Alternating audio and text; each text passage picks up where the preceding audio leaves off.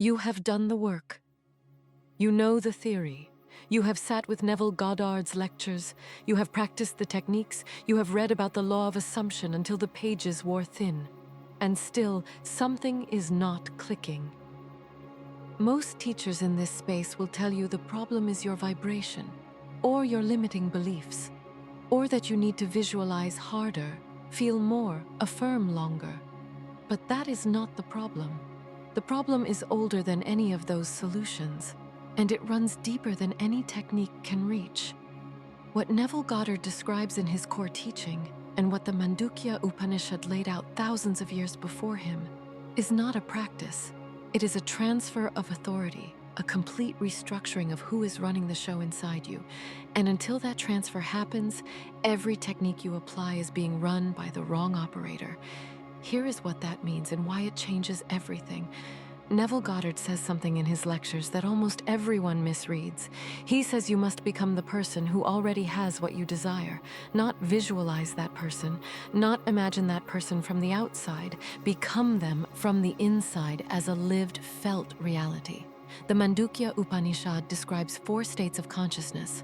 Most Western readers focus on the waking state, the outer world, but the Upanishad places the highest authority in what it calls Turiya, the 4th state, the witnessing awareness that underlies all 3 other states, waking, dreaming, deep sleep, without being any of them. Turiya is not a state you enter. It is the awareness that has always been watching the other states arise and pass. Neville calls this I am, not I am wealthy, not I am healthy, the bare I am. The awareness prior to any description of itself. These are the same teaching, separated by millennia and an ocean, but pointing at an identical interior reality. And here is where both sources converge on the same uncomfortable truth. You are not failing to manifest because your desire is wrong or your technique is wrong.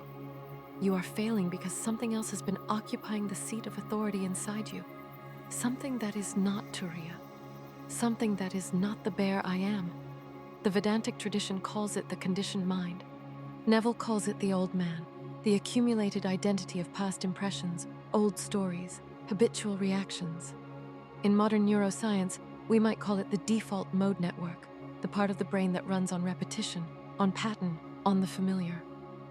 Whatever you name it, it has been sitting in the driver's seat, and it has been manifesting for you this entire time. That is the part that most people miss completely. You are already manifesting, continuously, automatically. The question is never whether you are manifesting. The question is, which version of you is doing it? Here is the precise mechanism that both Neville Goddard and the Vedantic tradition identify, and that modern neuroscience is only beginning to map. The conditioned identity does not resist change because it is evil. It resists change because your nervous system has indexed familiarity as safety. Every pattern that helped you survive, even once, gets filed as a rule. And the nervous system continues running that rule long after the conditions that created it no longer exist. This is what the Bhagavad Gita addresses in chapter 3, when Krishna tells Arjuna about the nature of action driven by samskaras, deep impressions grooved into consciousness through repetition. Krishna does not tell Arjuna to fight the impressions directly. He tells him to act from a higher nature, the Atman, and allow that higher nature to naturally supersede the conditioned one. Not suppress, not fight, supersede. This is the key that most manifestation teaching completely misses.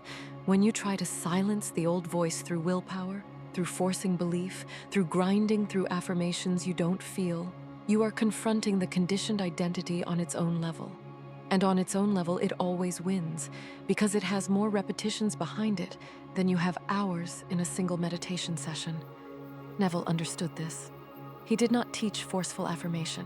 He taught revision. He taught the assumption of a different state from the inside, not by fighting what was there, but by fully inhabiting something else. When the new state is inhabited completely, the old state simply loses its occupant. There is no battle. There is only a transfer of authority. And the transfer happens not in the mind, but in the body. in felt experience, in what the Upanishads call pratyahara, the withdrawal of awareness from the external noise and into the witnessing silence underneath it. This is why techniques done purely at the mental level, affirmations repeated mechanically, visualizations run as mental movies without felt reality, produce inconsistent results. They are being processed by the conditioned identity, not by the awareness underneath it. The conditioned identity filters every input through its existing rules. It takes what you give it and finds a way to make it fit the old story. The only way past it is to access the layer underneath it first, and then choose from there. This is the part nobody gives you with precision. So here it is. There is a specific window in every 24-hour cycle when the boundary between the conditioned identity and the witnessing awareness becomes thin. Neville Goddard pointed to it explicitly in his lectures. He called it the moment before sleep, the hypnagogic state, that edge between waking and dreaming where the critical faculty softens and the subconscious becomes directly accessible.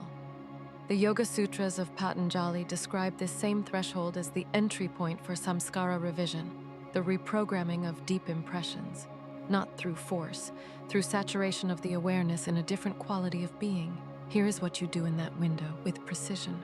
First, locate the witnessing awareness, not by thinking about it, by noticing that right now as you read this, there is something that is aware of your thoughts. There are the thoughts and there is what is watching them. These are not the same thing. The watcher has always been here. It was here before your first limiting belief was formed. It was here before you learned to doubt yourself. It is stable. It is not the story. Rest in that, not in a thought about that, in the actual sensation of being the one who watches. From that position, from inside the witnessing awareness, not from inside the conditioned voice, you introduce the new state, not as a visualization seen from outside, as a felt reality inhabited from inside. The feeling of the wish fulfilled, as Neville says.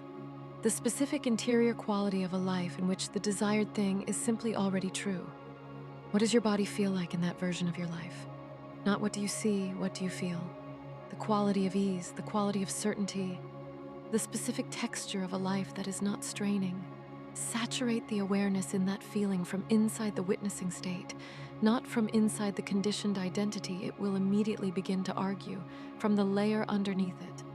And then let sleep take you from that state. This is what Neville means by entering the wish fulfilled. This is what the Upanishads mean by rooting action in Atman. You are not trying to convince the conditioned mind. You are bypassing it entirely by operating from the awareness that precedes it. Do this consistently, specifically in the threshold window before sleep, and the conditioned identity does not need to be fought. It simply stops being consulted.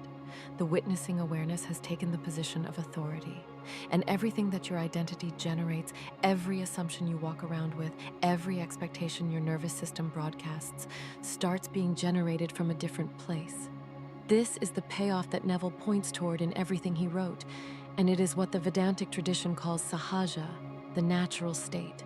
Not a state you enter through effort, the state that remains when you stop efforting in the wrong direction. When the witnessing awareness, the I am, the turiya, is operating as the center of your identity, manifestation stops being a practice and starts being an automatic function. Because the witnessing awareness does not generate resistance. It does not hold contradictory beliefs simultaneously. It does not tell you that you want something while broadcasting the signal of someone who doesn't have it. It simply is. And what it is, what it assumes as true, what it inhabits as its native state, that is what your entire perceptual reality reorganizes around. This is not metaphor. This is the mechanism. Your consciousness is not responding to your desires. It is responding to your most dominant assumption about what is true. Shift the operator. Shift the assumption. The reality that matches the new assumption begins to assemble. Not because the universe is rewarding you, but because your perception itself has changed what it is selecting and amplifying from the infinite possibilities that are always present. Every possible version of your life exists now. Neville said this. The Vedas said this differently.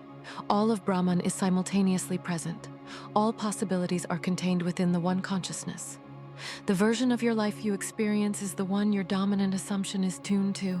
Change who is doing the assuming. Change the tuning. The signal changes automatically. You do not need more techniques. You need to locate the awareness that has always been prior to the conditioned voice, and let it take its rightful position as the one who chooses.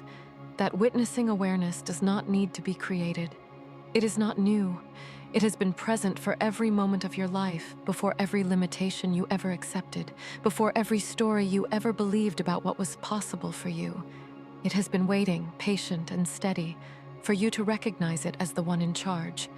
Recognize it tonight, in the window before sleep. From that place, choose once, clearly, without apology, and rest in the feeling of it being true. That is the entire practice. And it is enough. If this transmission landed, if something in you recognized what was described here, not as a new idea, but as something you already knew at a level beneath language, subscribe, because this is the work we do on this channel.